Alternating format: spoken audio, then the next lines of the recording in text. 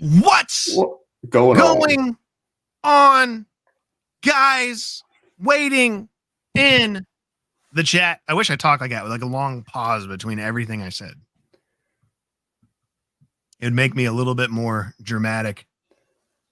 But guys, what is up? We are live. I am here with Mitchell's Lawn Care. As you guys know, he jumped over to this platform. He's just making a big mess of everything he's doing. Mitchell, say what's up to the people. Or not. What's up? What's up? What's up? Sorry, I was on YouTube and I noticed there's like a 10-second delay and I had to turn the audio off on it, so my bad. What's up? What's up? What's up? How are y'all doing? Here with my man, the lawn care DJ himself, Andy. It's true. It's facts, guys. We're just going to be hanging out, man. Like I said, it's nothing elaborate. We're just on here to kind of BS and talk to each other. If you guys got questions, feel free to throw them, dude. We'll cover some topics in here just to talk about, man. We're just getting old Mitchell's feet wet on the old live game on YouTube, man. And he's obviously got the setup for it, man. Look at this guy. It looks awesome over there. Yeah, this is the first, I would say, official live stream with you. So I did two little ones on my channel, just testing audio, testing video. Audio, video, all that stuff, lighting, what have you. So old Solo in the house. So I'm gonna be looking all over the place, man. You got your camera like straight on and I got a couple different monitors over here to kind of pay attention to different things. But yeah, like I was saying, dude, once you jump into it and get your feet wet, because we had this conversation when you were talking about wanting to go into YouTube, and it's not even like a big deal. Some people make it a giant, oh, should I do it? Who cares? Do whatever you want to do. Just do it if you want to do it. But I was telling you the same thing. It depends on how you want to do it, man. If you want the production value to be amazing, you got to spend a little bit of money for that initial hit. But once it's there, like you were talking about before, we were talking about a little bit, for you guys in lawn care that want to do social media stuff, it's all tax write-offs. This is marketing your business through however you want to do it in advertisement. So if you got the money to spend and you want the tax write-offs, there's something to do in it as well. But Lawn Commander, what is up? Yeah, I mean, I'll be straight up. You know, I sold you can get into this and do this with literally just your iPhone. Like you don't need all this crap. But you know, if you wanted to look professional and do this, you know, and keep people coming back because your audio sounds good, your visual looks good, you know, that's going to help people come back. And I did a lot of research. You know, Andy talked a lot to you before I did any of this, you know, so the headphones I got on, the microphone I'm using, you know, a lot of that came from you. But you know, I'll be honest, I sold a motorcycle, you know, about $7,500 cash, and you got a couple motorcycles to spare. Yeah, I got a few more left. So, but I need to sell another one to finish paying for this crap. But no, I sold a motorcycle and bought my camera and some lights and some other stuff. But you know, I sold a depreciating asset and turned it around to a tax write-off or something that, you know, is going to hopefully benefit our industry, benefit our community, and, you know, make me like 10 cents on the side, you know? Yeah. I mean, there's nothing wrong with profiting off of anything you do, but like, even when I was talking to you before, like I've had a lot of this stuff because I was doing this stuff before I was even doing lawn care. So I love fidgeting with cameras, dude. I love filming. I love pictures. I love doing that stuff. So I've always spent quite a little bit of money on some of the things that I have, but it's because I enjoy doing it, man. There's a passion behind it. Yeah.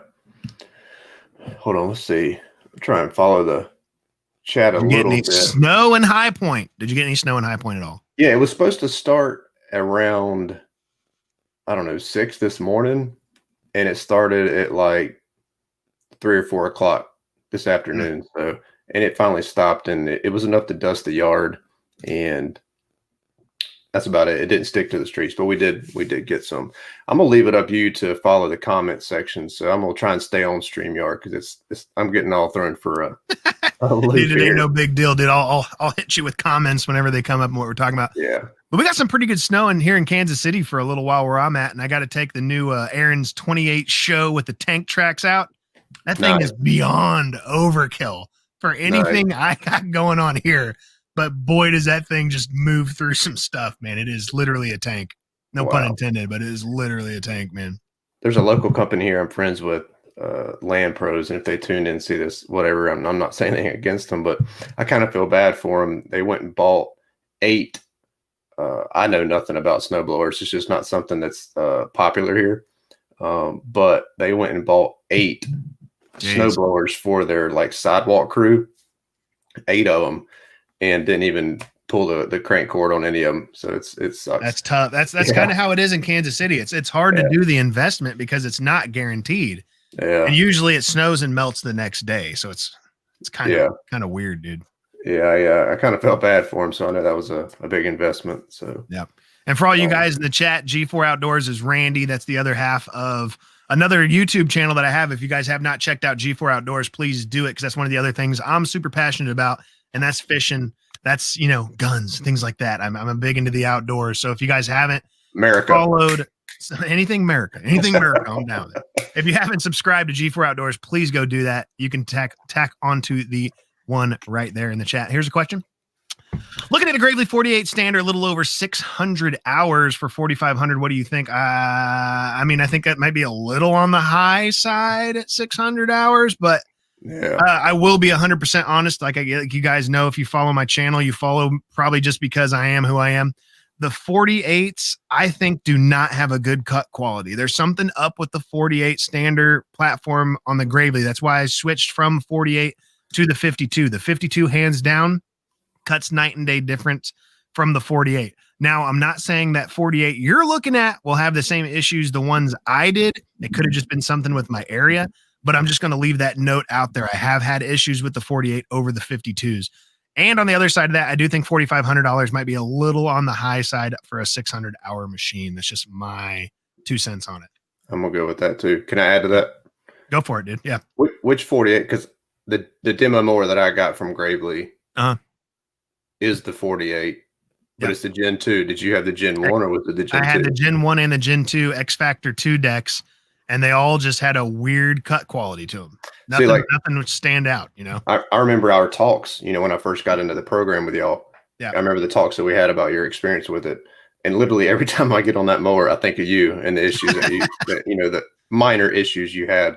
Yeah. I didn't have them at all, That's good. But it, like you said, it could be, area, weather, moisture in the grass, cut 100%. Height, blade. There's so many factors, That's why mowers are so weird, man. Yeah. The littlest thing, like just a little bit of PSI off on the tires, can change your cut quality dramatically. So it's weird. Yeah. My comments on StreamYard are like 18 minutes behind. Yeah. Guys, apologize if the chat is a little behind, because we're going to be a little bit behind because I'm doing this off of StreamYard. So there might be a little bit of delay. Moneymaker Mike G, one of the dudes you will always see pretty much in everybody's channel's comment, and said he dished out about $650 on a YouTube setup. And dude, that's not bad. That's a good entry level little startup, dude. And that's probably going to last you a long time, man. Oh yeah. Yeah. Money making Mike G is probably one of the most stand up dudes out there. So. Yep. We've talked on the phone. He's texted me a couple times. He's a super nice dude. What do we got going on over here from Solo Cuts? Oh my God, I'm such a fanboy of you both. If you guys don't know, this is his voice, what it sounds like. Oh my God, I am such a fanboy of you both. Can I get a signed 2-stroke cap from you guys? I could DM my address. I'm waiting. Sure, dude. What's a 2-stroke cap? Like the oil cap, or like the gas cap, or like a hat on your head? What are you talking about exactly, dude? Yeah, you have to clarify that. You gonna drop a freestyle for us? I don't have any beats. He already did, right? But when it comes to spitting beats, like I'm doing it free because I can rip up the game. Money making Mike G. Not a drop of snow here in Richmond, Virginia. Thank goodness. Someone doesn't like snow. Let's see. Okay. Tyler, what's happening up? I'm on YouTube now, just scrolling the comments. So we're so far behind. Hazardra got about 3 inches here in Southwest Virginia. That's about what we got here in North Carolina. There you go. Like I said, guys, I will be a little bit behind. I will try my best not to be. I'm going to try to pop up some of these chats so you guys can see who's talking to who. We got my wife in the building. My wife, everyone wish her some well wishes. She just had a gnarly ankle surgery, huge scar on her ankle. She's in a hard cast now for about another 8 weeks or whatever. So yeah, wish her some well wishes. She's upstairs laying in bed. I hope you feel better. Having your feet messed Andrea. up is never a good thing, man. You need those feet to walk around. Now, does she go by Andrea or Andrea? I don't even know, dude. I just go, hey, you get over here and make some food or something. Oh man, Andrea, like Andy, and Andy. Yeah, I got a friend of mine supposedly the exact same way, but I guess she just likes it's Andrea. I don't know. Andrea. You sound more. She probably shops at Target too, doesn't she? She don't go to Walmart. No, she goes Target. Target. Tyler Guthrie, what's up, homie, man? I saw your comments earlier, brother. What is up, dude? G4 Outdoors, whatting up, and everybody. Looks like everyone's still kind of just saying hi to each other, dude. Let's see. Sam Norris with Progressive Lawn Services in the house. What's up, everyone? Thanks for doing this. Not a problem, dude. Thanks for stopping by and hanging out with us. Sam's a good dude. Talked to him a bunch. And here's another good point. Not sorry to interrupt you, but I don't want to lose off my track. The guy that was talking about the mower, $4,500, 48 dealer support is very important. If you're buying this from an individual person, I hope you know mechanical things to be able to fix any problems it may have. But if you're buying this from a dealer, make sure it's a good dealer that's close. That way you can get that support you need from buying a machine for sure. Wouldn't you agree that dealer support is like a ginormous part of purchasing any equipment? Big time. And I don't think anybody here would argue that. Well, I'll take that back. Somebody definitely will, but for the most part, for sure someone will. Dealer support is most important in my book. I'll say that. Yeah. Big time. Hazarda or Hazardra. I always mess that up when I see it. I just think it's hazards.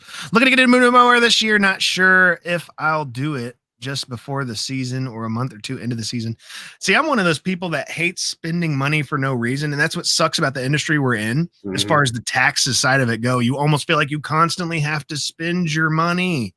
And I'm just one of those people that tries to hold on to it. So I kind of retain my machines. I don't really look forward to buying new equipment that much, man. I really don't, because I know how much abuse they get. Exactly. Yeah, it's either you spend it or they take it from you. So what's it going to be? Yeah, it's tough. Yeah. And sometimes they do both. 72-inch Ventrac is awesome. I have never even ran a Ventrac, man. I haven't either, man. Never ran one. I know Stacy likes his. I've never used one though. It's crazy how far behind the chat gets. See what my wife's saying. I'm doing pretty good. Thank goodness Annie is strong. She keeps falling. She does fall. All mowers are pretty much the same except Exmark. They're the best. I mean, it's opinions. They all make money. That's the best part about them. They all make money in how you take care of them, man. Let's see what's going on in the lawn care life in Missouri. Out here in the sticks of Missouri, probably about 35 minutes behind the live stream, but just wanted to say, what's up from Missouri? Got that internet, where the Monday Night Football shows up on Friday. The lawn care life of Missouri. Old Cameron, dude. It's a good guy right there. Oh, yeah. Nice guy. Another nice guy. Mitchell, will you have your time in with the HP so you can retire and go full time? Thank you. Gravely is close by. Want a skag, but they're not close by. All right. Let me hit on the first part. Will you have your time in with the Highway Patrol so you can retire and go full time? I'm halfway through my career with the patrol. I've got 15 years on, 15 to go. I can knock off 2 years with sick leave, so I got 13 years left. I'll be honest. When I retire, I'm gonna retire. I'll be done. I don't want to do lawn care. I want to be on the boat, for sure, hanging out. I don't want to talk about law enforcement. I don't want to talk about cutting grass. I want a lake house and be left alone. 100%. Gravely's close by. I want a skag, but not close by. And again, go with dealer support. So you can have the best mower in the world, but if you ain't got dealer support, that's not the best mower in the world anymore. Yeah, and that's one of the weird things for my situation, man. My dealer is, I drive by probably 30 dealers on the way to my dealer because I love those people, man. They're good people and they've always been awesome to me. But it's kind of a drive. Yeah, I mean, a good dealer is definitely worth driving to. So I'm a people person, just like you are. So I definitely, I want to build that rapport with someone, Yeah. I hate going somewhere and the people don't even want to talk to you. They just feel like whatever you want is a hassle. Yeah. Get me out of there. Mm-hmm. Get me out of there as fast as you can, dude. Mitchell, when are you picking up your new Wright mower? New Wright mower. Well, I haven't made this a secret, so I don't care. when they're available. They're just not available right now. They Right. literally just got the. He's talking about the ZXT. Yep. Their new sit down rider. It's pretty cool. I got to sit on it the other day. I got a new video, a little plug for the video coming out. Got a video coming out Monday at 4. Make sure you guys check that out. My first impression, and super sweet mower. I really like it. When am I getting it? Don't know. Could be February, could be March. Whenever you can. Grass ain't growing, so I really don't. No rush. And me and Randy actually talk about this quite a bit, man. Like, I don't own any Wright mowers and I've never ran one, but I want one because I love Ed Wright, dude. I've spent a lot of time talking to this guy at the events. He's such a humble, nice dude that will sit there and talk to you for hours. Yeah. And that's the kind of guy that's behind these machines, makes me kind of want to get one. And me and Randy have talked about that before. Yeah. Before I got into the standard game, I was in the market for a new mower, new mowers. Yeah. And I knew the dealer I was going to deal with. So it was just pick a mower that they sell. So they sold Skag, they sold Toro, they sold Wright, and not Exmark at the time, but they do now. But anyways, I knew I wanted a standard. So of course it was V-Ride or one of the mini standards with Wright. And so I picked I knew I wanted a certain size deck. So I looked at that. So it was either a standard X or a V-Ride 2. They were sitting side by side, got to compare them, really cool. And then I just caught wind of being able to tour the Wright factory. Like, who rolls out the carpet for people just to come to their factories? Yeah. Yep. So I went and toured the factory, saw how the Wrights were built. Got to meet Ed the second time because I met him at GIE the year before. Got to meet all the people in the office, talked to a bunch of people at the factory. Dude, they make you feel like family, Yep. Got back from my Wright tour in February, bought my brand new mowers in March, and been a fanboy ever since. That's a big part of why I still run Gravely's the way I do, man. They've invited me out there a couple times, and I've just taken away so much from that facility, man. It's a group of people who care about the people that work there. It's one of the only places I've ever been to that has an on-site nurse at their facility. So they're keeping their employees healthy, having someone to watch over them. And it's just a big part of why I like some of these companies, just seeing that behind the scenes stuff and how involved some of these companies are. I think it's outstanding. Exactly. And I mean, I've definitely, now that, being in the ambassador program with Gravely, have got turned on to that. Just like you said, I loved the mower that I've got from them, and, I look forward to working with them again this year. So I've had nothing but good experiences and good things to say about that. And, some people, we know that, oh, you're only so good because it was, given to you, blah, right. blah, blah, blah. But no, I'm straight up. If it was a piece of crap, y'all would have known about it by now, Yeah. Me and you have talked a lot. We're kind of the same way. Just like that guy was talking about the 48. I threw that little information out there. Not that I'm saying that all of them are bad. I'm just saying I've had bad experiences. Please watch out for those. Just because these companies help provide for me and provide, equipment that I'm able to use or demo doesn't mean that they're always going to be the best. No, you're right. Xmark's paying you to say that. Someone's always got to give somebody some kind of crap in the chat. There we go, right here, dude. It's your boy. It's your boy. It's your brother. Now, when you say you're going to go get a lake house, are you into the outdoors and fishing and all that stuff? Or are you going to get a jet ski and just like carve it up? Oh, yeah. Right there. CT and Prevo Sport Podcast. That's my brother is Randy, and his buddy CT started a sports podcast. So if y'all are into the whole sports thing, I'm not, and I'm not afraid to say it. And he's cool with that. Me and my brother are completely different in a lot of aspects in life, but he is 100% all about sports. I like motorsports. So I like motorcycles and trucks, and that's me. So, but guys that are into, football, baseball, basketball, whatever sports related, he and CT have started this new sports podcast, Instagram, YouTube, and some of the other podcast platforms. Do have to preface it with the fact that it is not kid friendly. Okay. They're grown-ups talking like grown-ups do. Yeah. They may drink a beer or two while they're on the podcast. We'll see. So there may be some foul language, but so it's not for kids or softies. But anyway, they have a good time over there and talk everything sports.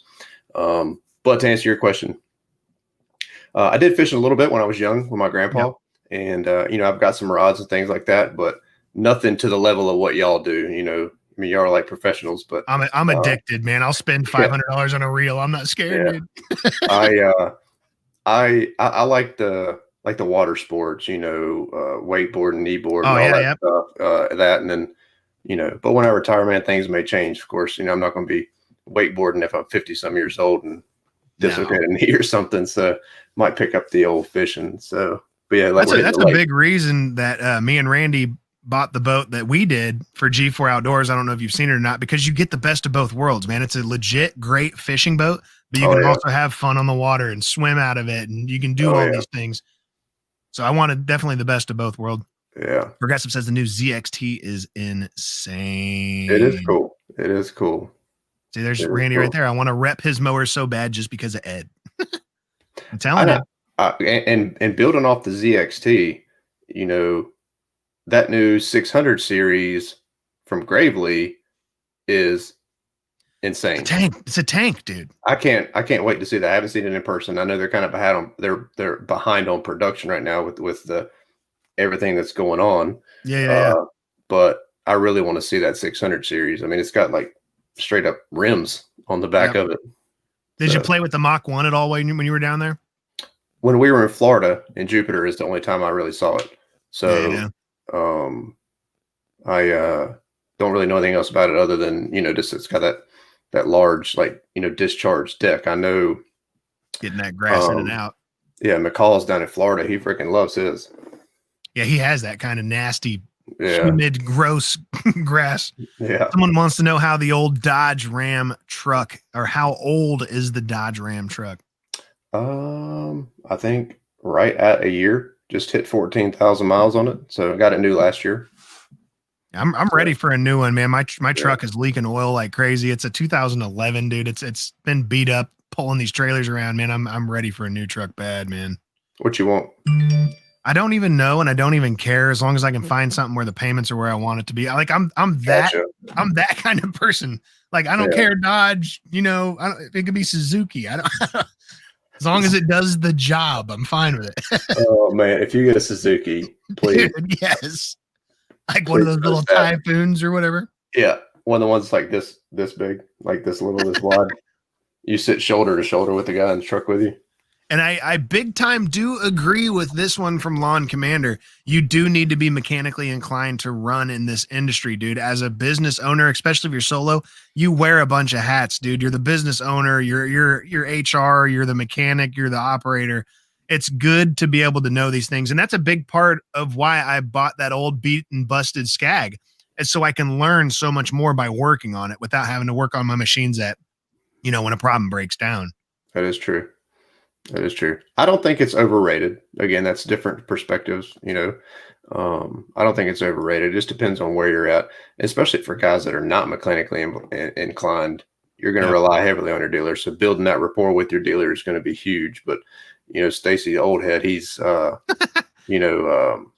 has a wealth of knowledge in that old brain piece upstairs. I think the only part of it I would even think of the dealer support being overrated could become to the time it takes to get a machine fixed, the money you have to spend to get it fixed. But that's all that comes down to having, that service. If you want that service, you're going to have to pay for it. Yeah.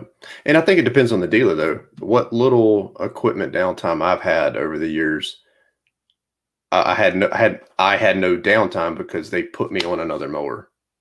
Really? Like they have little leases and demos like a demo or something like that. So that's huge. And that's perfect. I'm mechanically inclined enough to fix little stuff, but I mean, if the top end on a motor goes, I don't know, I'm a duck out of water. I can't do nothing with that. But I'm sure I could watch enough YouTube videos to figure it out, but it would take me the entire year to figure it out. Yeah, you'd be down for the count. You'd be down for a while. Yeah.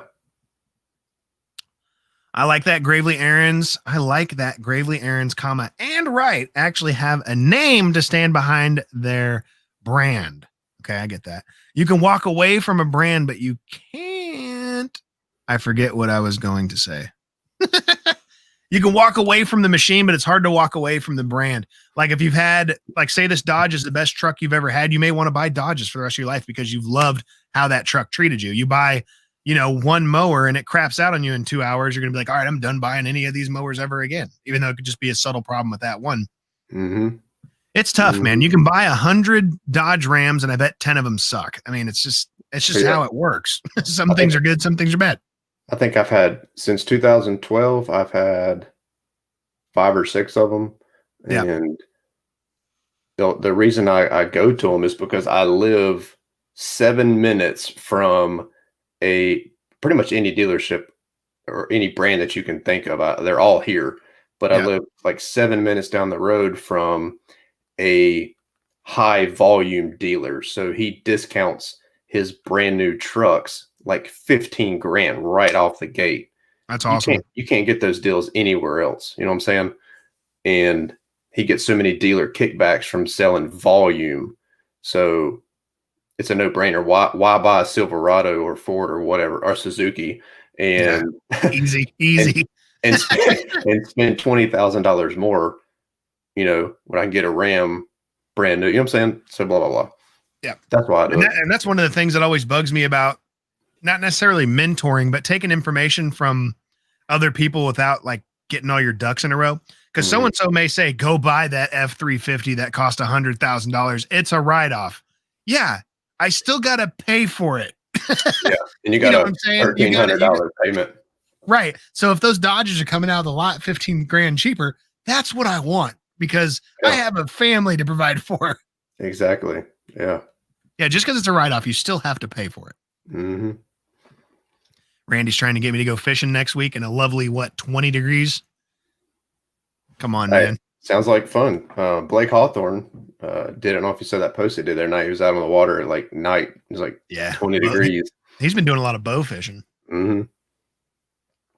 Well, is it warm? No, he's in Arkansas. It can't be that warm. No, it was like, I think his post on Instagram, I think, don't quote me on it, I think it was like 24 degrees when they were out there. Rumor has it that his dealer is going to be carrying Skag before long. That's pretty cool. May have a couple Skag demo vids this season. I'm debating on selling my Skag, dude. I've pretty much replaced everything that needed to be replaced. And I kind of just, I don't know. It just sits. It does more sitting than mowing. Makes me feel bad. Commercial mower dealers near us are very limited. Plenty of Kubota and John Deere. One Skag dealer 40 minutes from me, and that's about it. But that's kind of sucks. Just Kubota and John Deere. Kubota makes good machines. I'm sure John Deere makes good machines on the commercial end. Anytime I see anything John Deere here, it's the propane ones. A lot of the big companies just run those propane machines on John Deere. Yeah. Like if you could name your main 3 brands of mowers that you see while you're out, what are they in your area? It's definitely, I'll say the top 2 that are probably head and head would be Toro and Exmark. Yep. Toro, Exmark, and probably then John Deere, because the city of High Point, that's all they use, John Deere. And then probably Wrights. I've started seeing a lot more Wrights lately. So those are probably the top. Toro, Exmark, I mean, they kind of sleep in the same bed together. John Deere and Wright. Right. That's kind of the same for us. Skag, Wright, maybe John Deere, maybe Toro. And Skag, I forgot. I mean, it's hard to say. Those are the top 4. Those are the big ones. Yeah. Because Gravely's always been weird for my area because Gravely runs the South, man. They destroy the South kind of area. They're not really as well known up north, but it all goes into the cut and what they do for whatever they do, man. And Sam, I see right here, Progressive Lawn Service commercial mower dealers near us are very limited. Plenty of Kubota and John Deere. Like Sam runs a Kubota. I never see those. Really?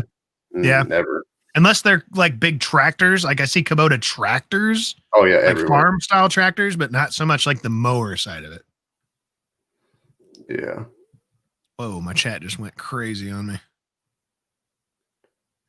Got to understand what dealer support means. Dealer just ain't going to stop what they're doing to fix you. That's 100% true. There is people ahead, usually. Mm-hmm. High Point seems cheaper.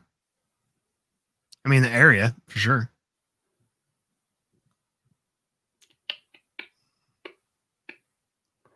That is true. Talked about that earlier. 40 minutes from my house, 3 dealers, 5 minutes won't give me the time of day. That sucks when you got those dealers really close, but those dealers' service is horrible. Yeah, they lack that customer service. Yeah. Plemons knows he's getting Inception right now. Sexiness in the double frames. Richie, aka the Plemons. I made him French. Yeah. It's the beardless live stream. Yeah, I got this is all I can do. That's all it lets me do. Highwayman. I miss old Richie. I know, Richie. What are you doing, dude? You want to hop on, even though your internet is way in the sticks? Me and Richie will hop on and play Call of Duty together every now and then. His internet is horrible. So bad. Out in the cut. Ventrac dealer is pretty cool, but you spent $36,000. I'm sure they're real friend. Cool. Yeah, that's why they're your friend. They love you. They show up at your birthday parties. I got a Ventrac dealer right near us for Scythe Mower Works, and he's all the time posting on Instagram, like people buying these things like left and right. I'm like, oh, with all the cool attachments, I'd love to have one. The idea is cool, man. It's just where I'm at for Kansas City. It'd be hard for me to even use it because we have so many gates, and it's just a weird area. Standards run what we're doing, man. Standards definitely doing it. Brooklyn boy wants to know if you guys are gay, and if that's okay with me. If we are you looking for someone to date? Because I'm down. I haven't seen your picture, but you seem like a real swell guy. Yeah, I'm a winner. But also Ferris, I don't see much of any Ferris stuff over here, man. Any at all. Yeah, I don't see much Ferris either. Someone's naming off a bunch of stuff here. Bad Boy's another one I don't see. Spartan I don't ever see. Gravely I see every now and then. Snapper I don't ever see. Deer I do see. I just don't think Bad Boy has a good name. They're almost like a GT Mustang. It's like guys that buy Bad Boy mowers think they're getting the girl on the calendar with the mower. It's like they're kind of weird. Why would you put a spoiler on the mower? I don't know. I'm going 11 miles an hour. I need the downforce. I'm gonna change it up real quick. Like, how often do you and Randy actually get to go out and go fishing? Like, I know right now, let's say in the winter season. Yeah. Are y'all doing much fishing at all right now, or only because I don't like to be cold? Otherwise, I'd be on the water every day, man. During the regular season, I literally set aside time. I'm big on time. Like, I'm not going to be one of those people that works my life away. I'm not going to do Monday through Sunday nonstop working. I got to set time aside to take my son fishing, man. I got to take time, to do that stuff for kind of like you are with the bike stuff. Like, you'd probably go crazy if you didn't go ride your bikes every now and then. Yeah, I make time for that, and I don't have kids, so I'm definitely make that's my out. Just like fishing is yours, jumping on a boat. Jumping on a bike is my out. So for sure, I did it one time. One time, scared the crap out of me. I had a buddy that had a Yamaha, like a 600 YZF. I just didn't like the feeling of how close I was to the ground and how big cars seemed. Like, I didn't like it. Which is good because that means I know I'm going to kill myself, so I need to get off of it. Yeah, a lot of people, they find it hard to believe that, doing what I do for a living, my other career, that they're like, man, with the stuff you see, I can't believe that you ride, but it makes me, I guess, more of a defensive rider. I'm constantly looking for that threat. I still have a good time, and I'm not like riding paranoid, but yeah, I ride more, defensively, and I pay attention, and I'm hoping that I can see that threat before the threat sees me. Yeah. It's sad, but sometimes we joke that it doesn't matter how many motorcycle wrecks there are. Like car wrecks, a lot of times people don't even get hurt. You know what I'm saying? They're just a property damage wreck or whatever. But very rarely do you go to a motorcycle wreck and someone's not like severely injured. Right. But yeah, so when you said that, like, cars like seem much bigger, like I don't know, it's not a joking matter, but it's just funny because it's so true. Yeah, it really is.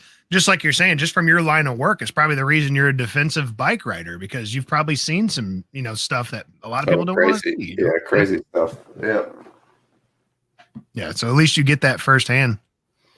Closest dealer is Toro.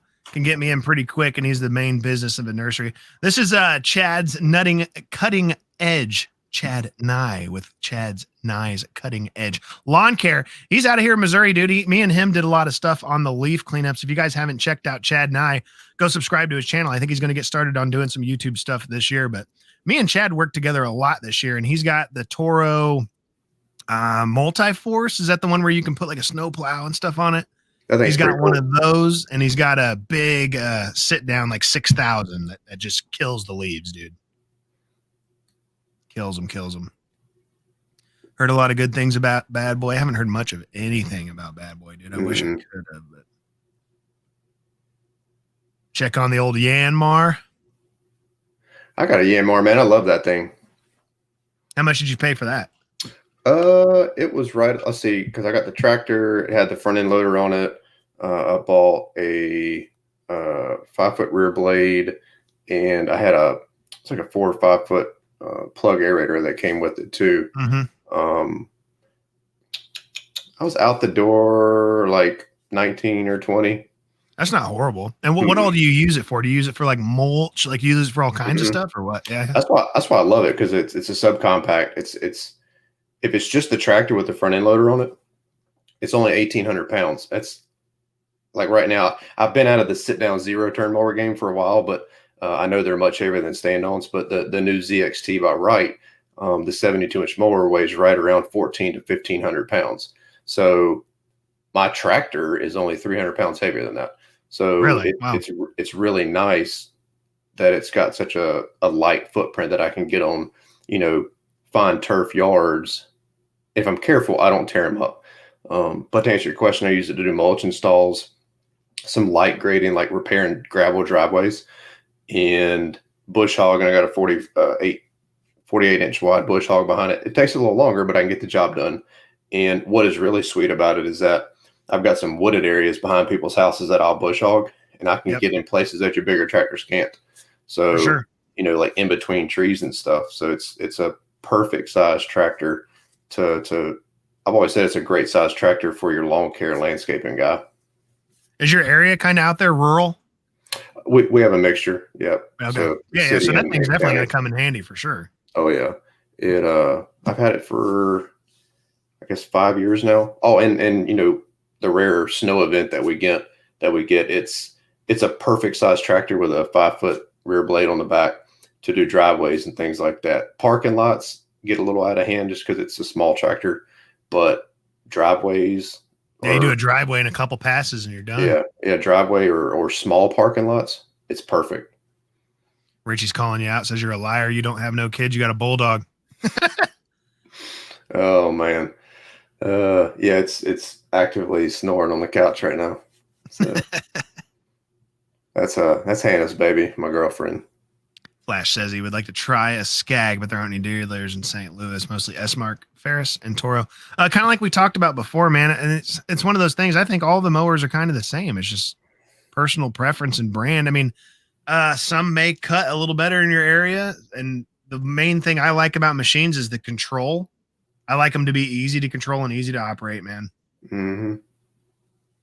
Some of them, it's like fighting a bull. I have yet to. I need to film this video, but I've yet to film Standard X versus the Pro Stance 48 that I have, because there's pros and cons to all of them. The Pro Stance was a demo mower, and the Standard X is one I bought. There's things I love and hate about both of them. But something I have said from day one to right now, that Gravely Pro Stance, the controls on it are like buttery smooth. I love the controls on that thing. So easy to handle. And if I go from it to the Standard X, it's jerky. My Skag's the same way. Yeah. Yep. If I own, like I do own my business, but if I had an employee I was trying to teach, there's no better machine to get someone to learn on than that Gravely. The controls are just so easy. I know I'm skipping comments, but I just saw Andrew says that she wants a bulldog so bad. So Andy, you better get on it. Well, we got to wait for one of our dogs to pass away before I get another one. we got 2 destroying the house now. I don't want 3. Oh, well, I'm gonna touch on this there since it's on the fresh on my mind. Just do your homework if you buy one. For one, they're expensive as crap. Yep. 2, make sure you research that bloodline, because if you don't, man, they have got so many health problems. Yeah. But if you find a good bloodline, you should be okay, but you're going to pay a premium. Yep. You ain't finding any of those at a shelter. Oh no. See, I like, what are they? My mom's always had like Boston Bulldogs, but I want a, what the hell is it called?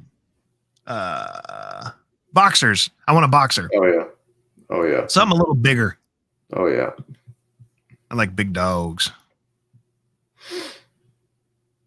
People saying the crotch rockets go too fast. That's why they always do that. I don't think they all do.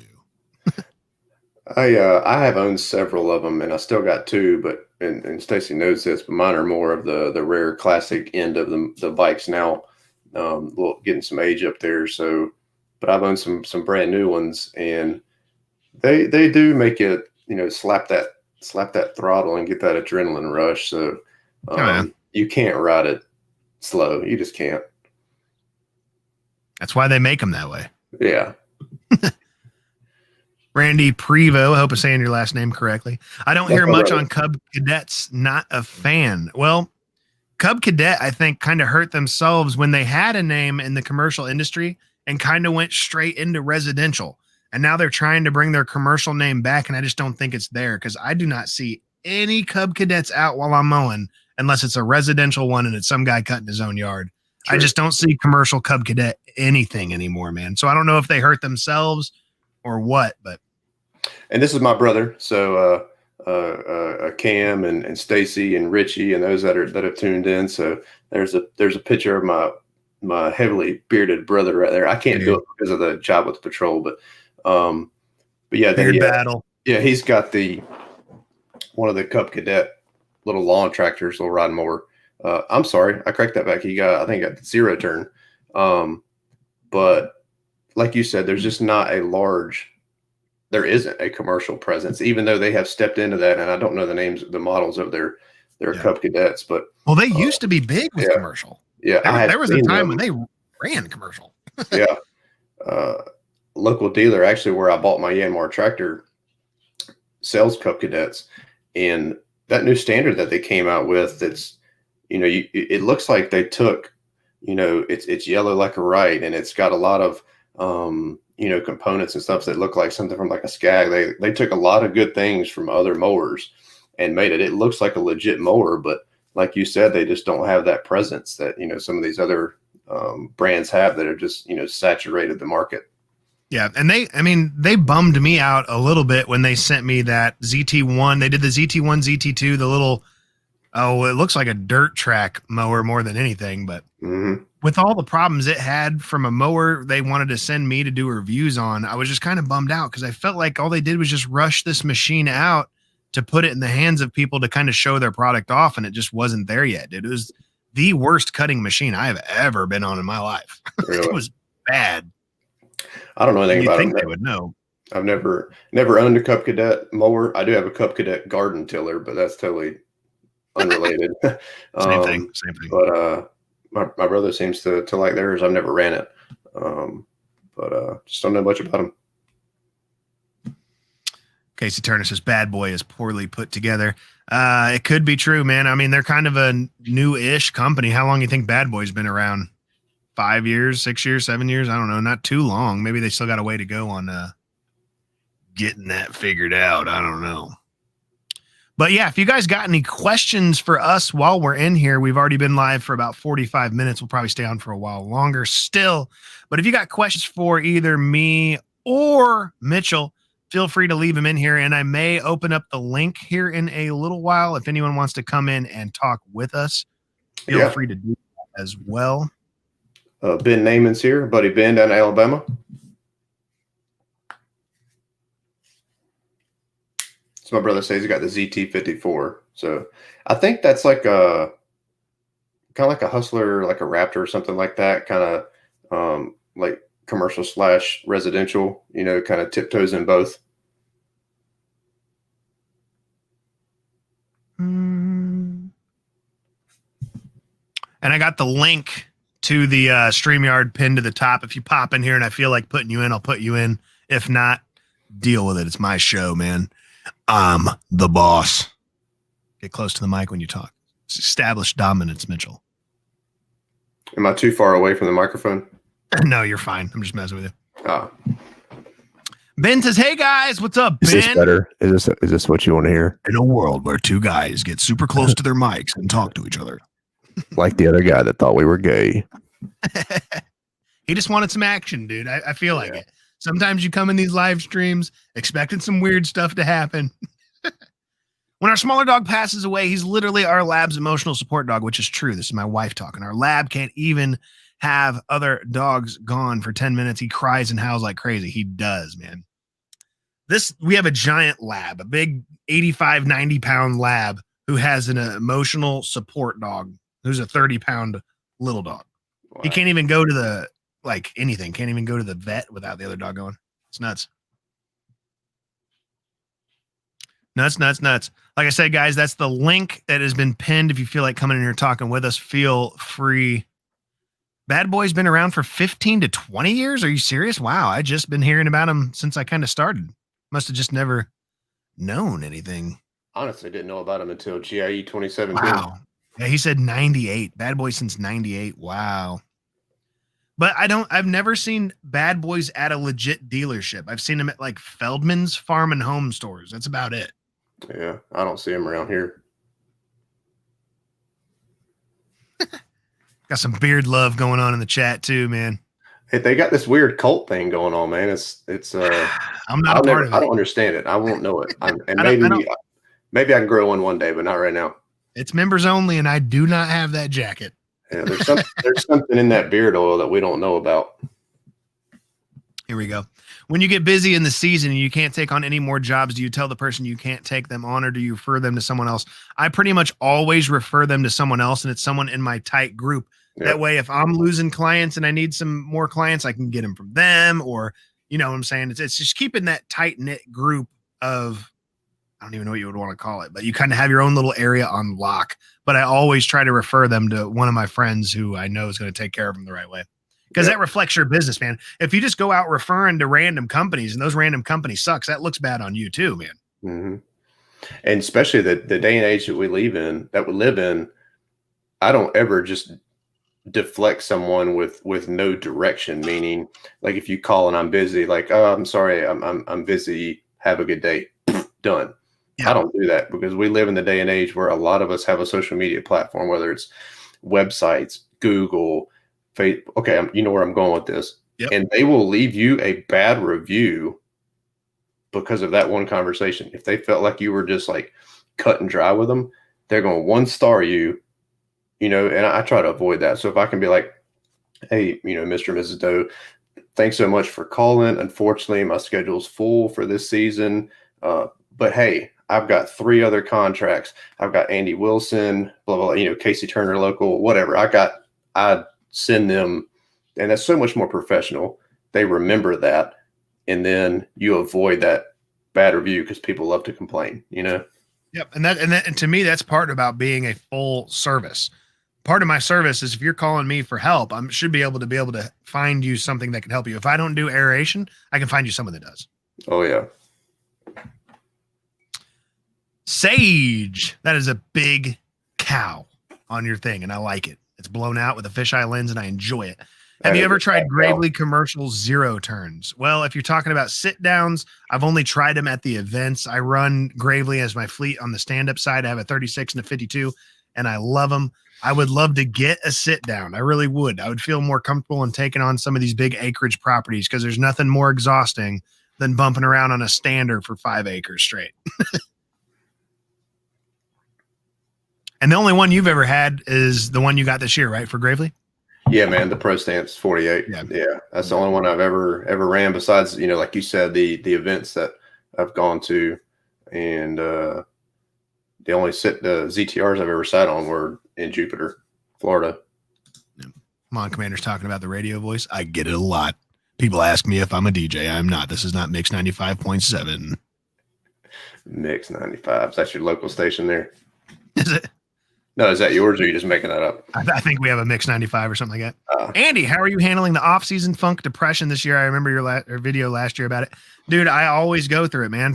Since I've been 18, I've had issues with anxiety and depression, but it's the worry factor. Like, I know I have set aside what I need to have set aside to survive the winter, but without having a mission or a goal to get up and wake up, knowing you need to go to work or whatever, that's what kind of drowns on me. Even though I know I did a part, saved aside some money, I'm still watching my wife work. So when I wake up in the morning, I'm kind of just feeling out of it. Like, I need to do something.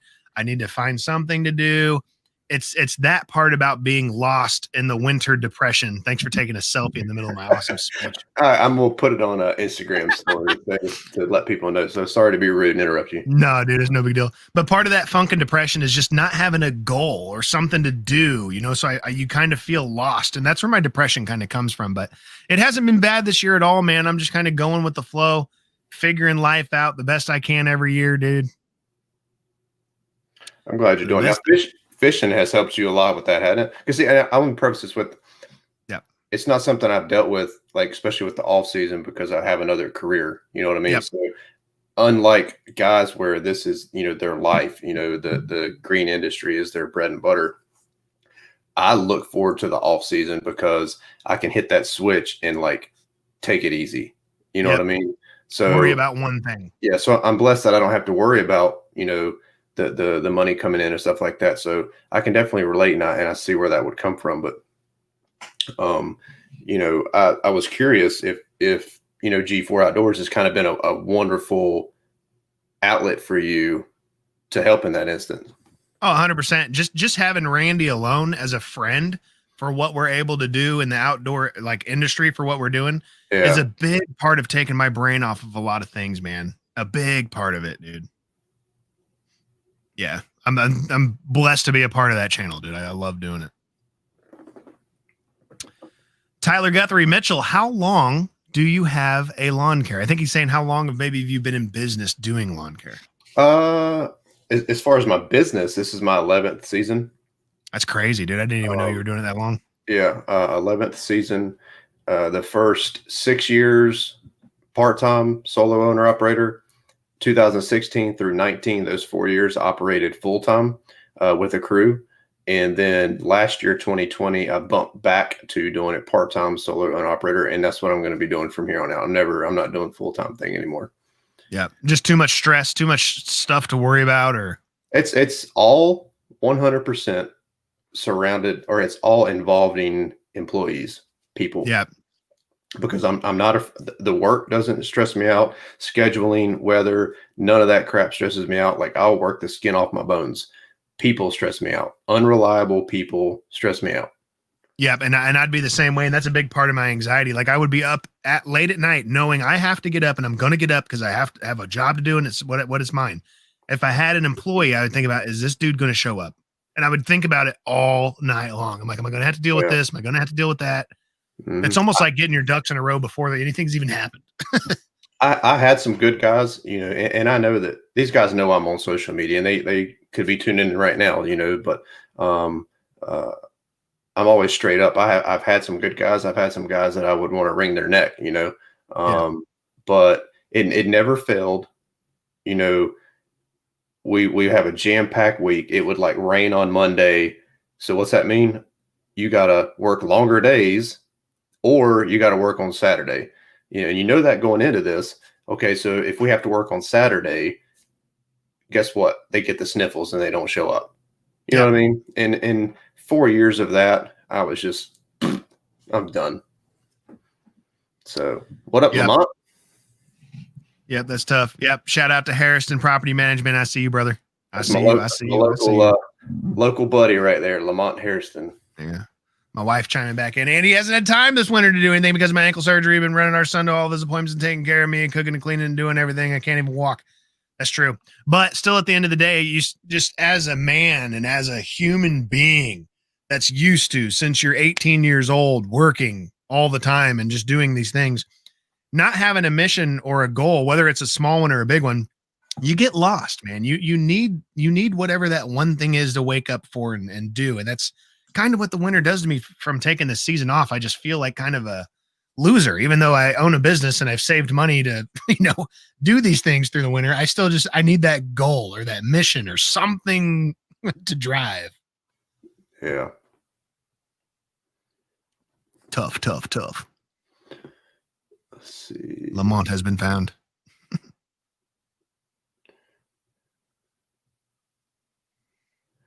Dude, these comments go nuts, don't they? Boom. I was Go on, Andy, man up. I was looking Run a at ZK 30 minutes ago. I'm like, I thought we talked about that, and then I scrolled down. A ZK for hours on end during the season. What do you mean run a ZK? I don't know what you mean. I don't like running. Put it up. I don't even know what you're talking about. He's talking about how sexy Mitchell is.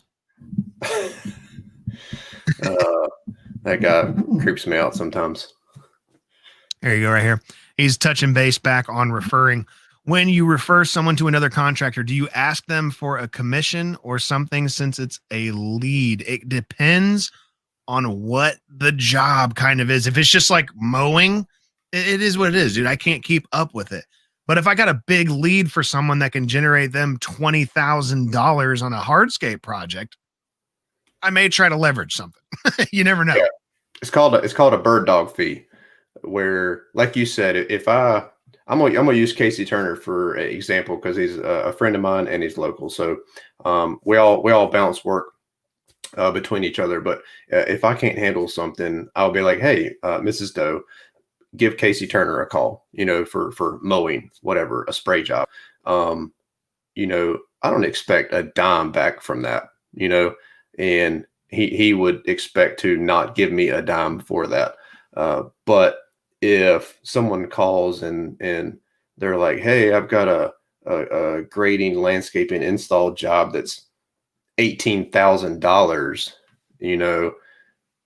I kind of, if I'm softball pitching that to somebody, I kind of expect a little bit. So I expect that bird dog feedback. And it's just kind of like an unwritten rule. If someone's, refers that work to you and it's got some meat on the bone, toss something their way, because you wouldn't have got it if it weren't for them, Right. And they remember that too, because and you can work out whatever percentage that is, whatever your bird dog fee is, depending on how big the job is, 2%, 5%, whatever of that job, give it back to the guy that gave it to you, because in essence, he's going to work for you now, because he knows if he can refer something to you, he's going to make $200, $300, $400, and all he has to do is pick up his phone. Yep. So I'm real big on bird dog fees. Yeah. And even depending on what the job is, with some of these companies I network with, if it's like, hey, this is out of my league, I don't do these type of installs, man, I would love to help you on it. Like, let's work something out. I would love to help you and learn some of this stuff. I mean, it can even go into some of that as well. Oh yeah. Got a comment right here that you're going to enjoy, because we actually talked about this before the stream even started. Everyone needs a t-shirt like Mitchell's. If you don't, you're a loser. We were actually talking about, he was talking about his shirt earlier. Andy, you know all about this in our buddy Wally Wood down in Jacksonville, Florida. This is his Just Mow Bro shirt, and you can get them on redbubble.com. Redbubble.com. What if you do painting during the winter? Painting what? You want me to paint some pictures? I don't know too much. My brother is actually a legit painter and does all that kind of stuff. I could work with him maybe. Like an artist or painting houses? Painting houses, renovation, house fires. Like, he does all that stuff. Owns his own little business. I had a guy ask me actually just today, a direct message on Instagram about the off season and some stuff that he could do, because he was struggling in the off season. And I think a lot of guys just forget, like, if you're in lawn care, what do? We mow, edge, trim, and clean up during the season. If you're just the lawn care guy, going into the off season, if you haven't prepared for that and saved your money, you have got to get the hell out of that box that your brain is in. Yep. You know what I'm saying? Clean gutters, but you better have insurance for it, because it's a different policy. Pressure wash, plant something, rip up something, clean something, get out of that box, paint, do something, do something. Open up your services and do something else. You've got to think outside the box, and prepare for it. First and foremost, you got to prepare during the season for the off season. But I was telling him that today. I was like, you have got to expand your services provided, or you're going to struggle. Yep. Yep. And I'm in a mindset of staying solo, which has always been kind of a bubble that I get stuck in as well. It's like I don't feel like I can expand as many of my services because I almost don't even have the time because I'm mowing so much during the week anyways. But it's just kind of figuring it out. See what Richie says. Not me. I started another business this year to along with the green industry, glutton for punishment. Me and Richie have had this thing. He's trying to get into the trucking and transport kind of side of stuff, which I think is super awesome. He's done it before, and I know he's going to succeed doing that as well. Oh yeah, I'm happy for him. Looking to grow my business as much as possible this year. Just hope my health allows me. Dude, I'm in the same boat. Dude, I've been dealing with this stupid foot pain, plantar fasciitis, mainly my fault because I'm fat and I don't do anything about it. I used to be in shape. Now I'm not. Now I'm having health problems, but I'm in the same way. That's the main worry for a guy that's solo is you, man. You got to take care of yourself. And I say it to myself all the time, and I still don't do it. You have to take care of yourself because who's going to do the work if you're not? You know what I'm saying? It's tough. It's tough out there in these streets. You're talking about your foot, and I can just see your wife in here now. Like, I know. Up, you pansy. It's like a handicap convention. It just hurts a little bit. Hey, Mitchell, what is your favorite mower that you use? To date, nothing in my fleet has changed just yet, but the current mowers that I have right now, the number one go-to favorite mower in my fleet now that I'm the solo guy is my standard ZK72. The reason being I can cover way more ground in less time, and that mower was a lifesaver for me this year. So my ZK72 is I guess you could say, I don't want to say it's my favorite because they're all like, different tools in that Swiss Army knife, but I will edit that to be, that was my go-to. Yep. Throw this one in there. Trenton lies. Before you were in lawn care, what else did you do for a living? This is kind of a big part of my story on here because a lot of people got to see my journey going from working a full-time job, doing lawn care on the side, going into full-time lawn care. I worked for a dairy firm for 13 years, 3 or 4 of those years as a supervisor. And it's just working for a job or a business where the ceiling is here and you can't get above it. So you can't survive here. You need to survive here. But if you can't get here, you got to figure something else out. And that's kind of what I did with lawn care. I picked it up on the side and then just decided to go full time with it. But that's kind of what I did. I worked for a warehouse for a dairy firm. And I know Mitchell runs 2 jobs as well right now. Yeah, the code could take. Somebody's telling me to check my DMs. I'm just acknowledging that I will. Ben Nyman says, I'm with Mitchell on his topic of employees can be very stressful, especially new ones, but it's always something. Do you usually think it's not a judgment on anybody or the way they train people. I have a personality that usually kind of draws people in, but I draw in people that want to take advantage of me. It drew me in, but I don't want to take advantage of you. I know. Is it training on our side that makes employees bad, or are these just bad employees? I think what is it's the money is the root of all evils, and unfortunately I think we are in an industry, and I know people will argue this, but we're in an industry where you could train a monkey to do what we do to a certain degree because it's not hardscaping. And I'm just talking about cutting grass, not chemical treatments, and not just making tall grass short. You know what I mean? Yeah. It really doesn't take much of an education, and the pay scale that unfortunately our industry has been stuck in for the last 30 and 40 years, just that gene pool that we pull from, unfortunately, it's just saturated with the type of people that we're talking about. You know what I'm saying? Yeah. The guys that are going to get out there and bust their hump and, work the skin off their fingers and break their back for you are hard to find, because 9 times out of 10, they're the guys that own the companies. You know what I mean? Right. Or they're crew leaders somewhere else and they're getting paid good. But it's just tough because we can't get out of this little circle we're in and pay what we should be paying to get good people, because we're kind of stuck. You know what I mean? It is hard. It is hard to put up a lot of money for good talent when people show up. And I hate to keep plugging videos, so I don't want to be that guy, but I just do it, man. I just had one. I just did one Thursday, yesterday, about my 6 steps for hiring and retaining employees. And it will help someone that's trying to get employees and hopefully retain them. But we live in the day and age now where you've got to do more. You've got to think outside the box. And, I try to do little things like just random acts of kindness. That goes a long way with somebody, if they even feel just telling someone you did a good job. Yeah. Like a random gift card, hey, if I had a good week, man, I'd give them like a $50 gift card. Take your wife and family out to eat. You know what I'm saying? Yep. Like little stuff like that goes a long way. If you can make someone feel like they're part of the team and appreciate it, it's going to go a long way. Oh yeah. Ben Nyman says I'm over here flexing and killing it with the headphones. Astro A40s. What up? Love them. Love them. I think you turned me on to these. Which ones are those? Sennheisers? I don't even remember now. What'd you say? Hold on. JBLs? Sennheiser. Yeah, Sennheiser's good stuff, dude. Is that what you said? I didn't have them on. I couldn't hear you. Yeah, Sennheiser's. Personality does help employees want to be with you and work, etc. Especially if you make the environment fun. No one likes to have a bad time at work, dude. That was one of the biggest struggles with my old job, is waking up, having a positive attitude, and the minute you get to work, you just listen to everyone talk about how bad it sucks and they don't want to be there. It just drags you down. So if you can create a positive environment for people, they're going to want to be there. You hope. Laid back as it is. They trust to being happy, and being happy is important too, for sure, man. 100% on that. 100% on that. I'm missing so much stuff.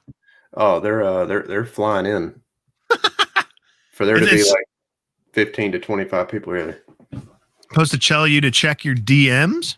Got that. I just saw it. I'll acknowledge it later. Going to be in the area next to Mitchell. I'll give you a shout and we can grab some lunch, says Richard Plemons. Hey, definitely. My schedule, or you don't know it, but it's crazy. So the more heads up that you give me, the better. But I'm definitely down to grab some lunch. Chad with Nice Cutting Edge says, Andy has helped me so much grow my business this past season with all the referring. He's one of the main guys that I refer work to. He also works a full-time job and does this on the side, but he helps me a ton too, man. So we did all these leaf cleanups this year. So just being able to network with businesses in your area goes a long, long way, man. But yeah, I've helped him set up his little setup in the basement and helping him kind of be more outgoing and do social media. Social media isn't the end all for all this, and it doesn't make you cool that you do it. It's a good outlet for your business, man, because you get to meet people like Mitchell. You get to meet people like this. This is a guy that's been in the business for 11 years that I can pick his brain and learn more about my business and what I'm doing. So that's a big part of social media for me. It's not so much using social media to grow my business, even though I guess it kind of is, because I'm meeting people like this that help me grow my business. Hey, if it wasn't for social media, I wouldn't have this awesome coffee mug. You wouldn't have that mug, dude. With the available at teespring.com. Teespring.com. I don't know if it's quality or not, but you can get them there. I've only drank out of it once. It's just desk art. He's like, I already broke it, dude. Mitchell, have you dealt with customers who have the who's me attitude? Who's me? Who has me attitude? Who has me attitude? Who's me? Can you clarify? maybe the people that don't agree with your prices, in essence, pitching a fit over your prices. I hope they do, because I know that's not the customer for me, and I move on to the next one. Yeah, I mean, it does happen. I don't know that anybody in this industry can sit here and say that they haven't had someone, pitch a what about prices. If they do, they're not the customer for me. Like you just said, I don't want them. You know what I'm saying? As a business owner, you know your prices. So if you're saying, hey, I need to be at $45, and they're like, I can't do it. It's like, no, it doesn't matter. I need to be at $45. So I'll see you later. I have to. Yeah. I know where I need to be for the job, and you should too if you own a business as well. So yeah, we've definitely both obviously ran into people like that, but it's just like what we said. You just, okay, sorry, we can't reach an agreement on the price. I can help you try to find someone else. I don't know if they'll be any cheaper, but you just got to keep it moving. Unfortunately, too many guys fall victim to this, and you open the door for those negotiations. Yeah. My company is no different than when you check out at the grocery store. You know, when you're buying your groceries, you don't sit there and try to barter with the girl, you know, like, oh, I know these cost $300, but why don't you give them to me for $250? You know what I'm saying? It don't happen. When you're at the mechanic shop with your car and you got your tires rotated, oil change, and all that stuff, when the guy says, "Hey, it's $475," what do? Okay, here's the card. Why? We're no different than any other industry. We're no different. When a buddy of mine comes and cleans the carpet at my house, I pay him what he tells me. You know, when the lady comes to clean the house, I pay her what she tells me. I don't try to Jew these people down and cut them off at the knee. You know, we're all trying to make a living. And if your customers are wanting to do that, they're not your customer. And I fell into that trap a little bit at the beginning when I was trying to build a customer base. So like if I was saying I'd be at 40, well, could you do it for 35? Sure, I'll do it for 35. I'm just trying to get these clients and just keep it moving. But now where I'm at in my business, it's exactly what you said. No, I need to make this. And just me saying that, I really want to tell you a totally different price. Just because I said 45, I meant 65 because that's what I really want to make on the property. But it is that way too. You just got to know your prices and stick to your guns, man. Yeah, it's totally a different story. If you're new trying to get your foot in the game, you've got to work a little different, market a little different, advertise a little different than, you know, than people like me or Andy that are established and can cherry pick. So there's a time and a place to do that. Here we go right here. Just on the topic of staying busy until spring. Inside work during the winter, even around the house. I enjoy it. Doing projects around the house before you get busy in the spring. Yeah, I kind of built this little office I have down here in the basement. I've always needed my own little space because we don't have a giant house, man. My wife needs the office upstairs for her work. She works from home. So that's something I did with my brother this year. And right after the season, kind of got my office in shape so I can be down here making beats, doing what I like to do. Well, we need to see more of you, man. Man, I know. And that's you can blame G4. You can blame G4 for that. Taking all your time. Not really, dude. It's just this last year for lawn care has been a struggle for me as far as you want to call it, having that feeling for it. Like, I don't know. I just kind of felt burnt out. Like, what information do I have to give to anybody? I'm the guy on here trying to learn, man. Yeah. I'm still struggling with my business. So it's hard for me to jump in front of the camera and act like, hey, this is what you guys need to do. I'm going to leave that for Brian's Lawn Maintenance. I'm going to leave that for Keith Kalfas. But man, if I got yards I'm mowing on, man, I'll show you guys what I'm doing and give you any information that I have if you have questions. But man, I don't know, man. My focus was just working.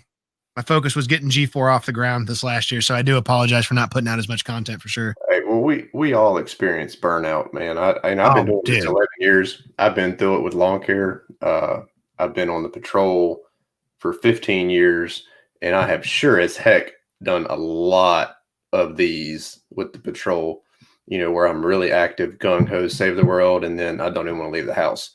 So I get it. And it's just anytime you do the same thing for a long time, you got to think back to the very beginning of why did I start this? You know, and you got to think back to those times when, you know, you were positive and happy and, you know, just rejuvenate your brain and get out there and kick butt and take names.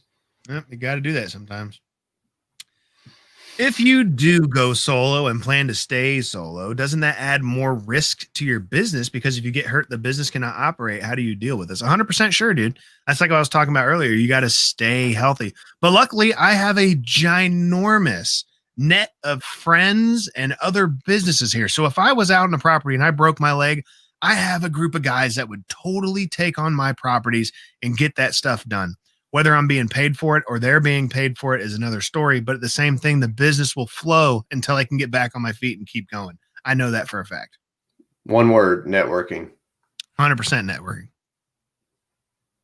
Andy, don't be too hard on yourself. I'm not being hard on myself, dude. Life's going to do what it's got to do. There's nothing, no way around it. It's just going to do what it needs to do. You got that right. And I said, Andy is such a good friend. Learn to type, Chad, before you come in here trying to hype me up, dude. Learn to type, brother. Andy's such a good friend. Help me grow my business and never ask for anything in return. That's the kind of person I am, dude. I know you in real life. I know you as a person. So it just is what it is. Good Day is my full-time job with his accounts. Good dude, good friend. I appreciate that, Chad, dude, man. You're a good dude too. You've helped me out a lot, man. Got to get off the carbs for sure, Lawn Commander. That's the only C word that we're allowed to say in the live stream. Carbs. No other C words. No other C words. Inherited a disc. Oh, herniated. I said inherited. I herniated a disc system cover quite badly. My biggest problem is the rest of the off season, extremely low on energy and not sure why. Dude, that sucks, dude. That's your back. Yeah, that does suck. I've got a bulging disc that I got to be careful with. So anything back, any injury, I hate it. It sucks. It's tough, dude. That's why the plantar fasciitis isn't that big of a deal. It's just like a little bit of foot pain. But when you're walking all day doing lawn care, it sucks. Yeah. It's horrible. Especially standing up on those standards. Have you thought about, since having that, have you thought about, maybe going to a ZTR instead of standing up? I mean, I always think about it. I just like we talked about earlier, I don't like spending the money on stuff like that unless I have to, man, especially as a solo guy, you know? Yeah. Well, it sounds like you may have to, though. I mean, you got to look out for your health, you know? Hey, man, if I need to look out for my health, I need to not get a sit down. I need to get some more push mowers. Get to walking, doing something, man. That's where it's at. Get to stepping. Personality does help employees want to be with you for work, etc. I believe in that. I'm a laid back as it is, though. Trust everything, being happy is important. I read that one earlier. Why am I back up here on this? Quit going backwards. Did you double me up, dude? Ben is so doubled me. Doubling you up. I saw my brother say something, Randy Previn. It says message retracted. I don't know what that means. He deleted his own message. Hey, well, real quick, my brother Randy, if he's still on and watching, go ahead and plug the show that you want to do. He's got a time they're going to record a new sports podcast show. Go ahead and tell us what time that is and when people can tune in. Yeah, if people want to check it out, also let us know the platforms, man. Since it's a podcast, it's probably on other stuff, probably like Stitcher and things like that as well. But if it's a video based prod, do you do it on Facebook? Do you do it on YouTube? How do you do it? What do you do? They do Instagram, YouTube, and the other. They record as audio and do the other podcast things like all the other guys. Ben Nyman says Mitchell is right. You cannot forget where you come from. You can forget where you come from. You just shouldn't. Yeah. I know a lot of people that got into some money and quickly forgot where they come from and just changed. You change as a person, man. Yeah. Don't tell me that, dude. I had foot surgery for plantar fasciitis in February 20th. I don't want surgery on my foot. I just want to shoot it up with a bunch of stuff till it goes away. Yeah, it's horrible, man. Admittedly, I did the same thing starting out. Feels good to put your foot down now and stay straight up. Yeah, dude, haggling prices. People like to haggle. I don't know why they do. Just like you said, you don't. And it's the same thing as not getting paid up front. Like a lot of us do services and then get paid, but you don't go to McDonald's, grab your food from the lady, pull up to the next window to pay. You pay first, then you get your stuff. That's true. So why are we any different? Why do we do that to ourselves? Not saying everyone does, just. Okay, Landscape Plus. How do I go about networking? Do I just call around to other contractors, introducing myself, or DM them? I don't DM them or call them on social media. I see these guys out. I see them at the gas stations, at Quick Trip. Some of these people I did meet on social media, Blake, whoever. But a lot of the guys, I've just talked to them in passing through. Say if I'm mowing a yard and they're mowing a yard a couple times down, I'll introduce myself and talk about, hey, man, I've been doing this too. I'm just a solo guy trying to figure it out. But if I get some stuff that I can't do, man, I'd love to pass them on to you guys. Do you guys have some information or am I able to do that?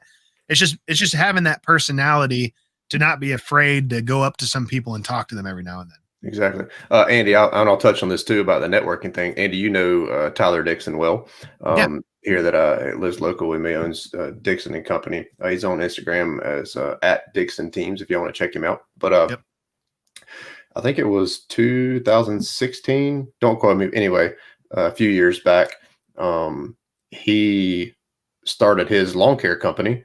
And at that time, I had already been in business, 6 or 7 years. And he saw us working on a large mulch install job at a dentist office. And this plays in perfectly to that. How do I go about networking? And I'm talking about Dixon. This is what he did. Tyler just stopped. He pulled in the parking lot while we were working, introduced himself, and now we're good friends. We've gone to GIE 3 times together. Yep. We bounce work off each other, and you've got to, don't be afraid, don't be nervous, don't be anxious. You just got to put yourself out there. Some people are gonna open it, or have an open door. Some people aren't. You just don't be afraid to put yourself out there. And like you said, if you're at a gas station, another guy in a long truck, lawn care landscaping truck pulls in, talk to him. Yep. Yeah, because we all know those guys who will just flip you off the minute you come up to their truck and it's all about them and they run this area. Yeah. Cool. That's the guy who, when his trailer breaks down on the side of the road, is going to be there by himself. Mm-hmm. I'm the guy that wants to network and be friends with everybody. That way, when my trailer goes down, this company might see me and go, "Oh, that's that dude, man. Let's go help that guy out. He's a cool dude." So I'm into that too, because I want to stop and be able to help people as well, man. It's just a good feeling to have a group of people that are all out there doing the same thing, that have the same kind of mindset,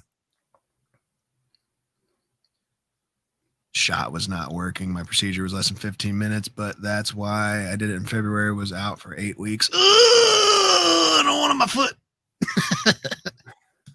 Why do we give free estimates? Not everybody does. I've had this conversation with some companies, but those companies are definitely multi-million-dollar companies. But yeah, I mean, I don't know. I wish we didn't. You tell me. Everybody and their mothers riding around with that on the side of their truck and their trailer. Free estimates. Free estimates. It's just something else to grab their attention. You can't be that guy that's going to charge when there's 200 other guys lined up ready to give a quote for free. It's just tough. I wish we could charge for them.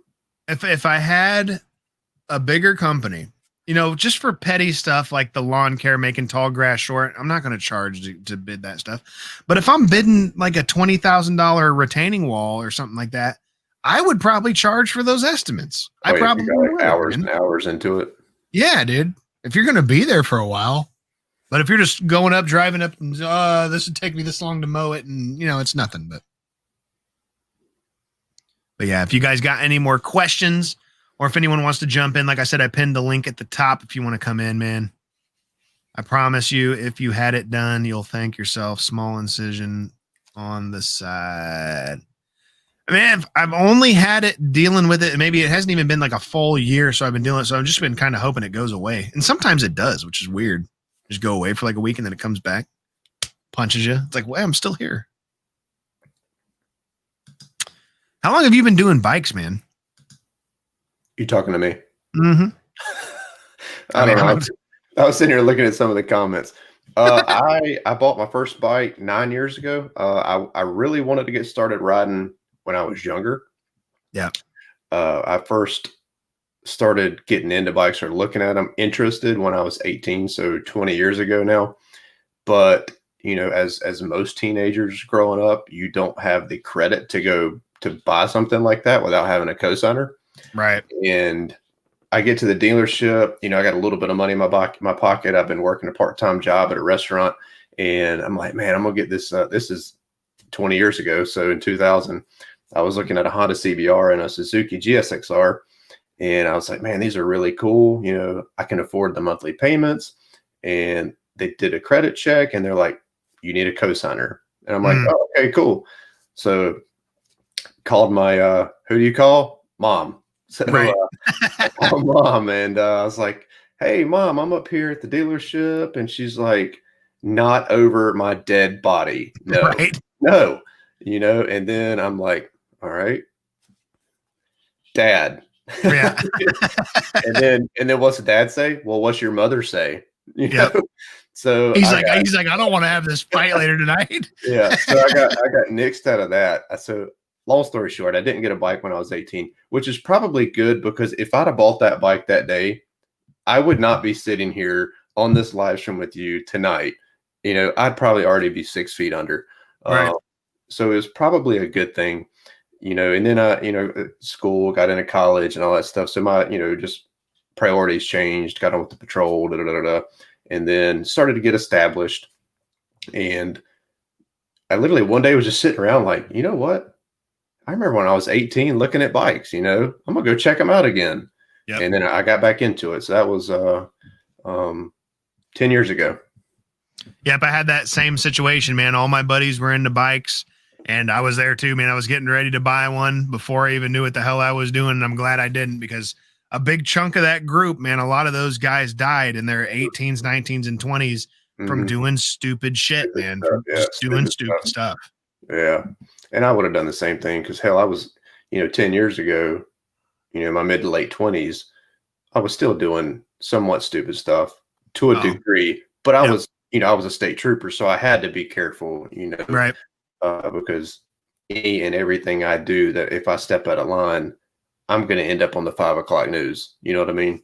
Like, off-duty trooper Gordy, gets caught doing 130 down the inner, so I got to be really, really careful, so that kept me tame. And I ride really careful now. And I ride anytime I go out, I'm usually riding with 4 or 5, 6 other guys that, we all ride responsible. We don't act stupid. Both the tires stay on the ground. We're not like popping wheelies. We ride responsible. Yeah. Instead of doing bikes, I did cars. I had a 99 Civic Si that I slapped a big ass turbo on and did all that stuff. And I always wondered why I was broke when I was younger, because it all went into that car, and that car only lasted a year before it just blew up. But just think, man. We all have to have a vice, and I've wasted money. See, I didn't get into the car scene. I got into Jeeps, and I dumped a bunch of money into a Jeep, made it a rock crawler and all this other stuff.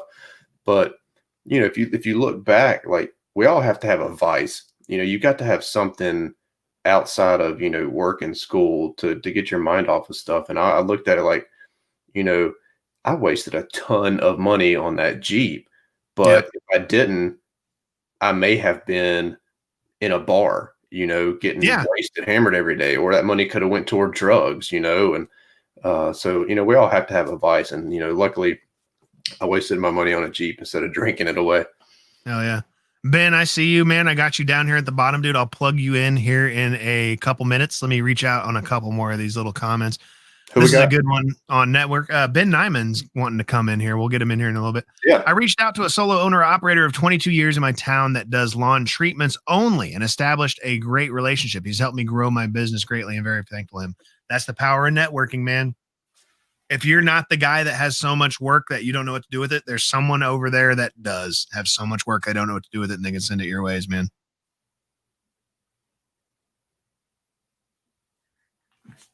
I did get a shot. It lasted 2 days. What would you recommend as a good second mower, size-wise, standard? I can answer that comment for my area. I deal with a lot of gates, man. So the 36 is a must to get in some of those gates, and the 52 is my workhorse, man. So the 36 and the 52, the reason I choose those two is because they have the exact same blade size.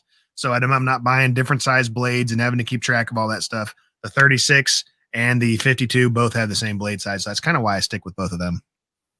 Yeah, that's such a broad set of questions. Yeah, it is. In there that it's Lamont, we're pretty much in the same area, not too far away, but that it could differ drastically based on your properties. Are you looking after farms, or are you in gated communities where you have little gates?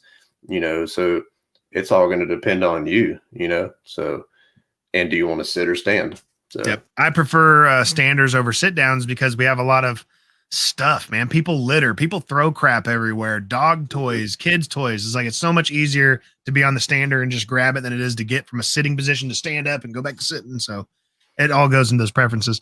But while we got him on here, we're going to hop on and throw Ben Nyman in the stream. Dun, dun, dun. From Alabama, a place that I would like to go fishing at a lot. What is up, Ben? Hey, look at them shirts. Them shirt twins. Shirt twins. I know, man. I don't have any special headphones or nothing, but this is all I got. I'm on my iPhone, so we can hear you. We can hear you. That's fine. At least it's an Apple product, so maybe it's worth a hoot. So I don't know, man. We'll see. Yeah. We'll do a review on it. We'll see. Yeah, that's good, man. Supporting old Wiley. I'm gonna take a picture of this because he's gonna love seeing this. He's gonna dig it. Can I do a little smile for him? Hey,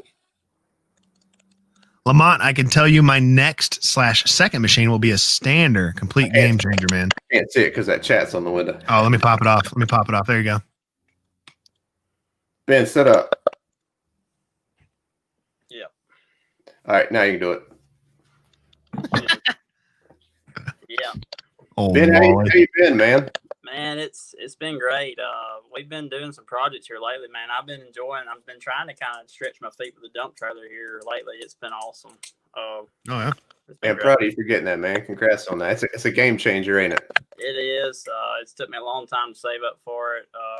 Definitely, it is a game changer, and like, it's just much easier just loading debris, taking it, dumping it, going right back to the job site.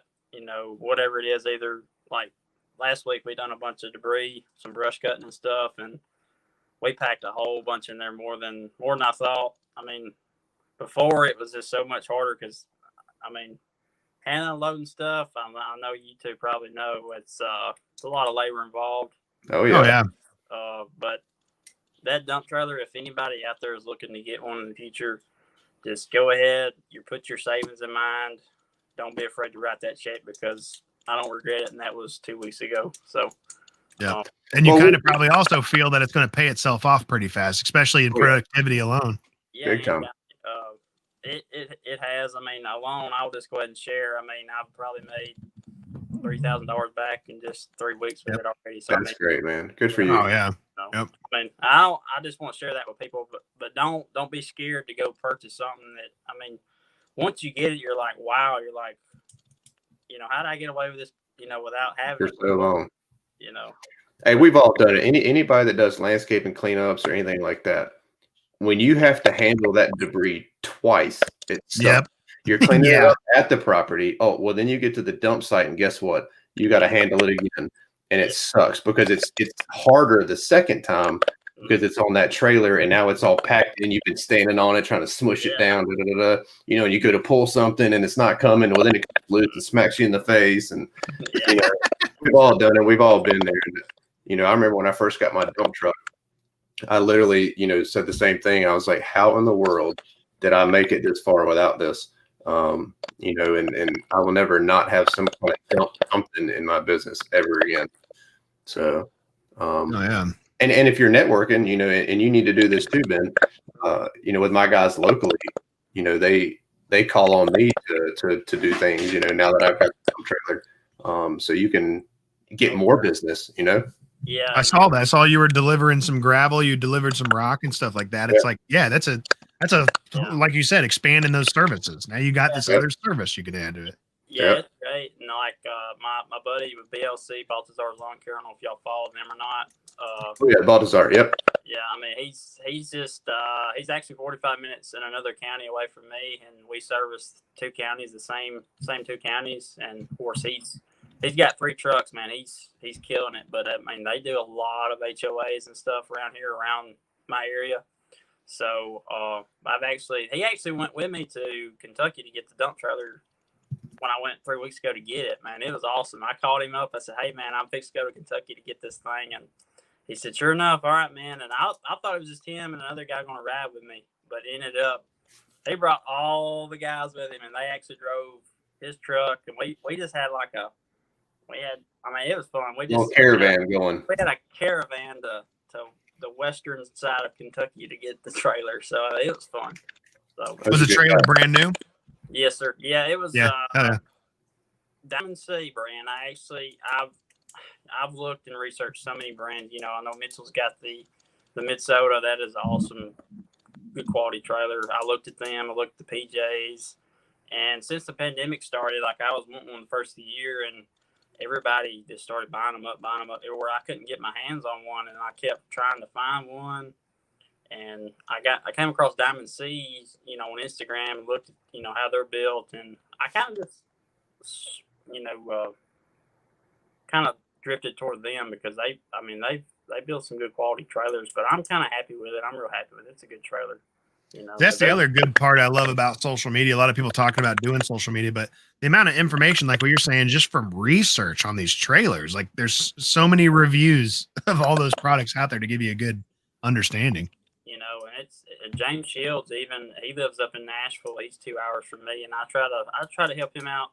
See, back when they had tornadoes up there, I think last February. I think it was end of February, going into spring. They had some bad storms up there. I went up there for the weekend to help him out, clean up around his community and stuff. And he actually just bought a Hawk, which is the offset of a PJ brand dump trailer. And I looked at it, man, and it's a good quality build. There's just, a lot of people stick to brands, but there's a lot of great built stuff. Besides Diamond C, Minnesota, they're all great. You just gotta make a leap to what you want to tag yourself to, I guess. But for sure, they're all good products. But it's just you got PJ, Diamond C, Minnesota. There's just tons of brands out there. It's a bunch of them. B-Wise. I know. Kevin with Fall River, he's got B-Wise. Yeah, he went to Nashville to get the B-Wise, I think it was, and that's a beefy trailer, man. It's got. You don't have to add sides to that joker. It's just, it is what it is. Y'all. Yeah, he's got 4-foot sides on it. Yeah, it's awesome. But there's just tons of brands out there, and like even the Steel and Echo blowers, oh my gosh, there's like so much drama between the 9010. Well, you got the 8010, the 9010 now, and then people's the BR800. You're like, you just try to help guys out. They don't want to make that transition. Well, I've been a Steel guy for all since I've been in it. Steel is the only way to go. I was that guy, but yeah, to me, I don't really care what name's on it as long as it's on my back and it's working, man. that's all I care about, man. I own them both. I got Echo and Steel, and whatever I grab, I wanted to crank when I crank it. Yep, I just wanted to start up and I wanted to work. That's right. And like you look at what makes the job easier and faster, and to me, that Echo 8010, and even the new 9010s, it's basically the same thing. Things are false, man. I ain't ran an 800 BR800, but the Echoes, I think I'm dead set on. That's even, I watched Mitchell's review on them things, and just from his information on the IG, I was like, dang, I was like 200 mile an hour, all the details, and clear and leaves, I'm like, that thing is probably that's a pretty good machine, and just watching like what Mitchell, his content he puts out, man, it's just learning and just seeing what works for guys. It might work for me, it might work for you, Andy. It could work for different people. Just 100%. But and it's been great. I got a few projects coming up this month, the next month. So I'm staying the dump trailer. The dump trailer coming into play this winter has been a real good thing, and I want to put that out there to some other guys that's thinking about winter, like what he's talking about earlier with winter.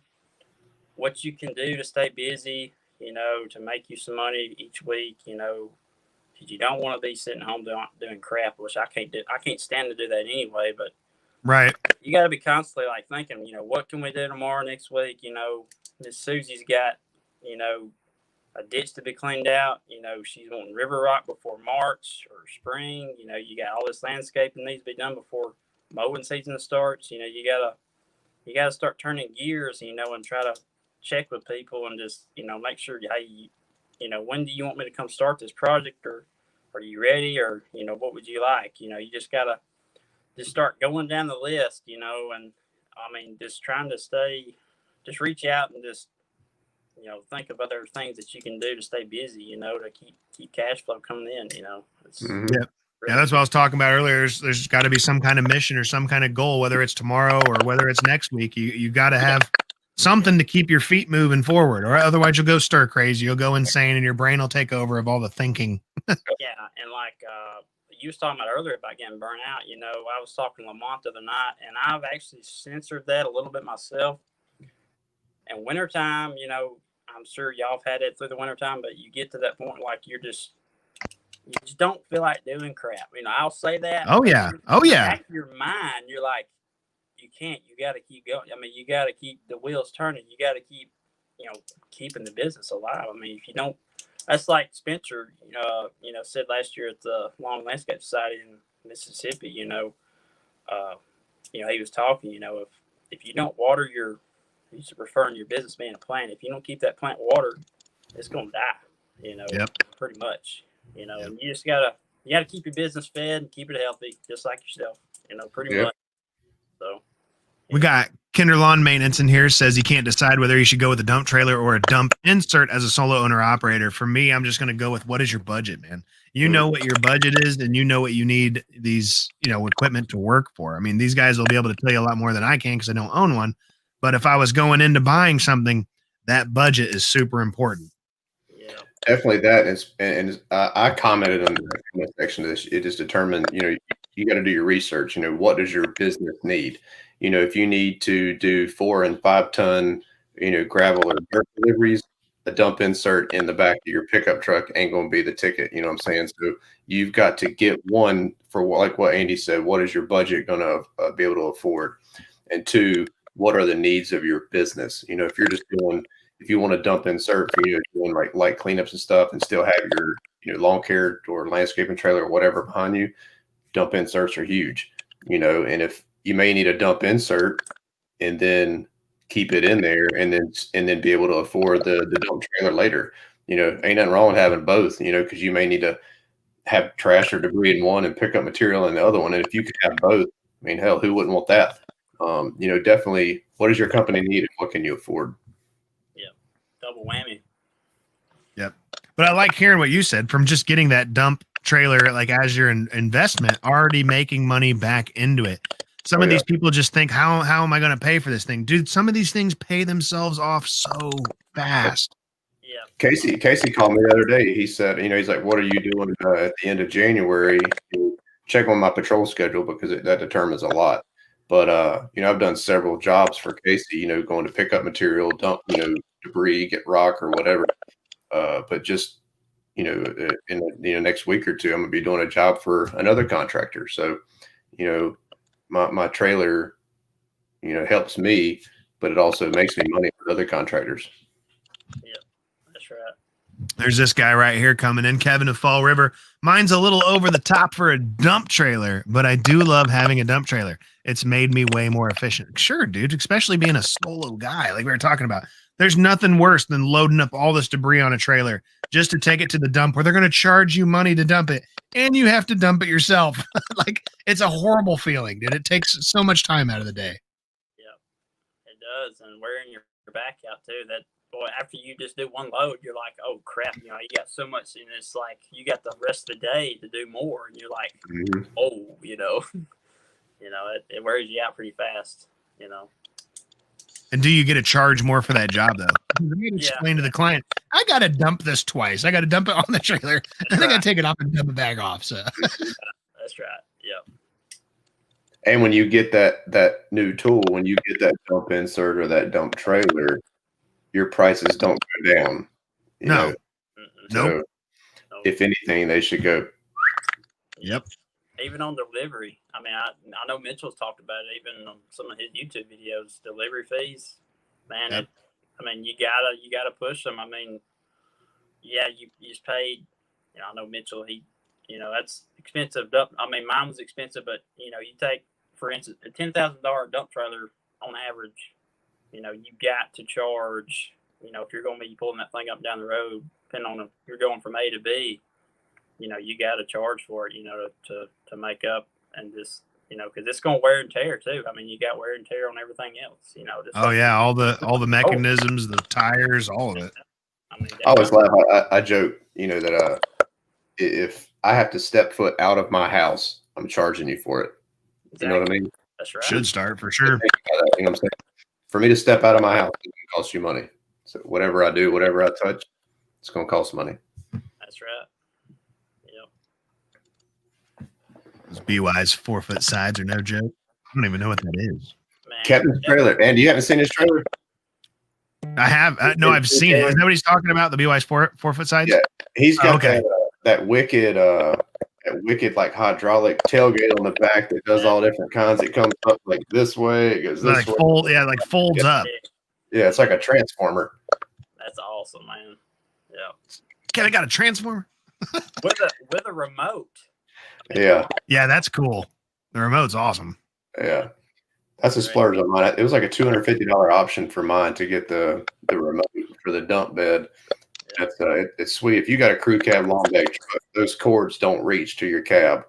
So it's nice to be able to dump it. Plus, if you want to spread gravel, if you've got a spread gate, it's nice to be able to just have the remote be in your truck and be able to drive out slowly and you can feather or spread that gravel out. So it's nice to have that remote.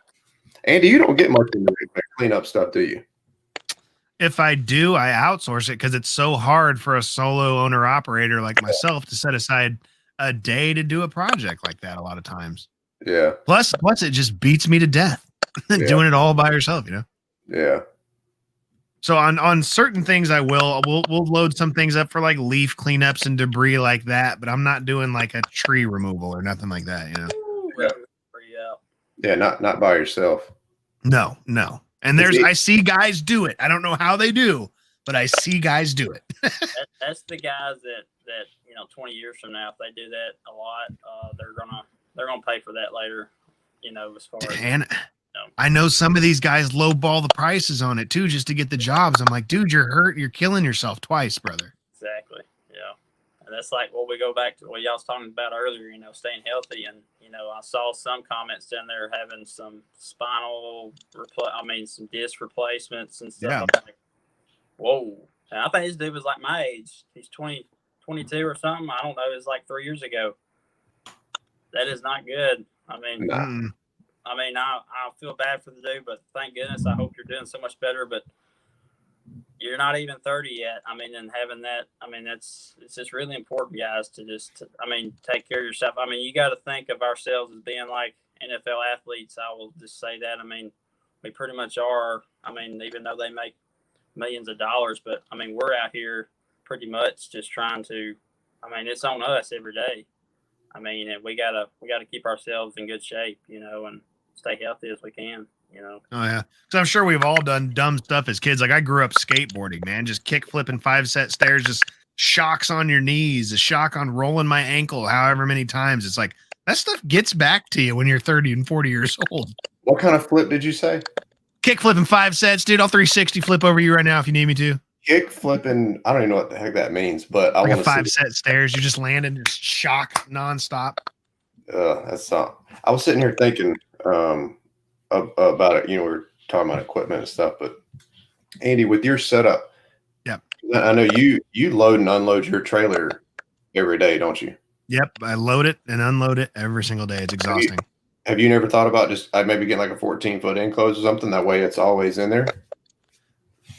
I have, man. It's just one of those things like I talked about earlier. I don't like spending the money unless I have to. I already have this, perfectly good trailer that already kind of does what it needs to do. So is it worth me going through the hassle of selling a trailer to buying a new one just to maybe not unload and load? To me, it really not. It's not that big of a deal to me. Yeah. And then the other thing I don't like about enclosed trailers, especially in my area, I'm in Kansas City. It's not the greatest area in the world. When people can't see what's inside of it, it gives them more of a reason to try to break into it. I know so many people that have had completely empty trailers just thrashed and broken into. So I don't know, man. Yeah. I'd love to have one. Yeah. Well, and I've seen your setup from your videos before. When you pull your trailer up, because you don't pull your trailer into the garage, though, do you? No. Yeah, it's butted up to the garage. Yeah, so you're not going that far. No. Unloaded, so it's not that big a deal, I guess. No, yeah, not at all. If it's safe in your garage, so that makes sense. Yep. Yeah, theft has been a big problem. Even James Shields, with Second Mile Service up there, he rode with me to Kentucky to get my trailer, and we was talking the whole way about, he's had a lot of stuff stolen. That's just around Nashville. But that's Nashville. But it's theft's gotten really bad. You really got to pay attention to stuff.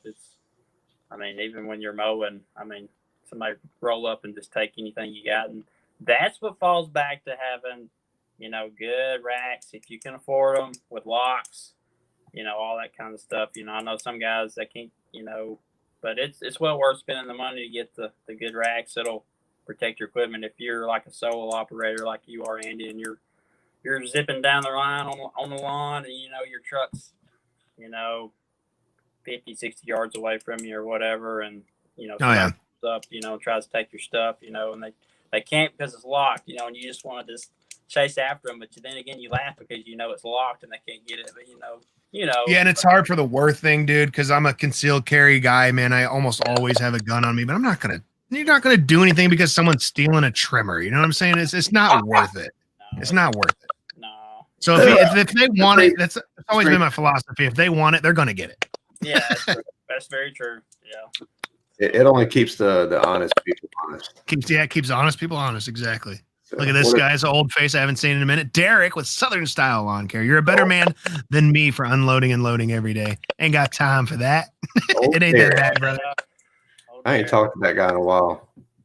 Man, I was looking forward to seeing him down there at the event in Mississippi, but dadgummit, guys, it's just been a junky year. Harrison says, it's been a different year for sure. Keep my stick tools in room in my house. I'm gonna hook old Lamont Harrison up with a couple Green Industry racks. You're gonna have to, man. I've got some spares out in my shop, so he already knows they're coming. We just gotta nail down the time. I'm gonna hook him up with a 3-position rack and a blower rack. There you go. I am gonna say, guys, we have been live for 1 hour and 50 minutes. I'm gonna make this about 2 hours, so we got 10 more minutes, man. If you guys want to throw some more comments in, you guys got for us. Like I said, I'm gonna do about 10 more minutes. 2 hours is quite a long time. Oh yeah, we can wrap it up. Yeah, I don't want to take too much more of old Mitchell's time because he is old. He's like 93 years old. Yeah, just turned 93. Just. Hey, Andy, how old are you? I'm 36. 36. I just turned 38. I know Ben's younger than both of us. Oh, man. I'm 23. There you go. Are you really? Yeah, you don't look 23. I would have gave you high 20s, 29.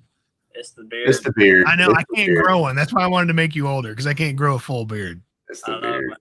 That's all right. So, I'm gonna preface this with I really enjoyed this. I'm glad we got to get together tonight and to talk. Man. It's cool to chat. Maybe we can do this once a month or something like that. It's nice to see all the people tuning in and their feedback. I'm glad Ben jumped in. So I really enjoy this, man. I wish I'd have done this years ago. Yeah, it's fun. Like I said, it's just another avenue to get yourself out there. Like I said, there's a whole lot more that can be learned through conversations than a quick picture on Instagram, man. You got a lot of information. Like you said, you've been doing it for 11 years. You got a lot of information that can help a lot of people, and YouTube can be that outlet. You never know. Yeah, I'm enjoying it. So one thing was I was, real quick, I was always nervous in front of the camera, and Instagram, I guess forced me to get away from that. And then I started meeting people at GIE like you, and then I quickly realized that the people that are watching these videos, I've already met them. They're just people like me. You know what I'm saying? So, but I wish I'd have done it sooner. But here we are. Yeah, a lot of times when I hear people say that, I mean, I grew up doing broadcasting and media through high school and stuff like that. And I've always been able to just function, put the camera on me, man. I'm that guy. Put the camera on me and let's rock this thing. And I think a lot of those people, like what you're talking about, you almost feel like you need to adapt a different personality behind the camera. Like you need to be someone else. You don't have to. The person you need to be is yourself. Yeah, you need to be yourself. No one else. Be yourself. Yep. Yeah, that's right. And that's like Lamont. Lamont had been talking about starting a YouTube channel, and I guess I think Paul Jameson's the one that said it. Just hit record. That's all you got to do. Hit record. It's the only thing you got to do, man. The only person that's going to place judgment is yourself and God. No one else's opinions matter, dude. If you're doing what you like to do, that is all that matters. Exactly. We are our own toughest critic. We are, and I do it to myself sometimes. I do, but it is like who cares? I'm just going to be me. Yeah, well, we like you being you, man. I got no one else I can be. No one else I can be. But guys, man, we still got 22 people in here, man, and I'm sure you guys want us to continue talking. I want to thank Ben for hopping in here with us for a little bit, sharing his little stories about the new found glory of a dump trailer he has. I'm excited to see what that's going to do for you for the rest of the year. But Mitchell, dude, thanks for jumping on and spending a couple hours with me just talking, answering some questions from quote unquote the people. We appreciate you guys for jumping in and hanging out with us as well. Real quick, something that helps out the YouTube algorithms. If you guys appreciated this, you want to see us more, you want to see more live stream, you enjoy the content, whatever, blah, blah, blah. If you enjoyed it, give the live stream a big old thumbs up. Not in the comment section, but the actual live stream itself. Give it a thumbs up, comment, and it'll really help out Andy's channel. And, plug me, subscribe to me. Follow Ben. Anybody in these comment section, just support each other. That's what this is all about. Yeah, it's all about building the community. Like I said, I've been doing this for a long time. I've done it on a bunch of channels. If you guys like it, definitely hit the like button. After it's done, watch it again, man. Hit some comments. Maybe you learned some stuff out of it for sure. But that's a definite shout out from me. Shout out to Ben. Shout out to Mitchell, like I said, for hanging out with me today. If you guys haven't, make sure you check out their social media as well. we're all just the same, man. We're just trying to figure out life, run a business, and make some money, and hopefully we can move on to the next day. So, guys, I appreciate every single one of you for hanging out, asking the questions. But until next time, we are out of here. We'll see you guys later. ASMR at the end. Bye.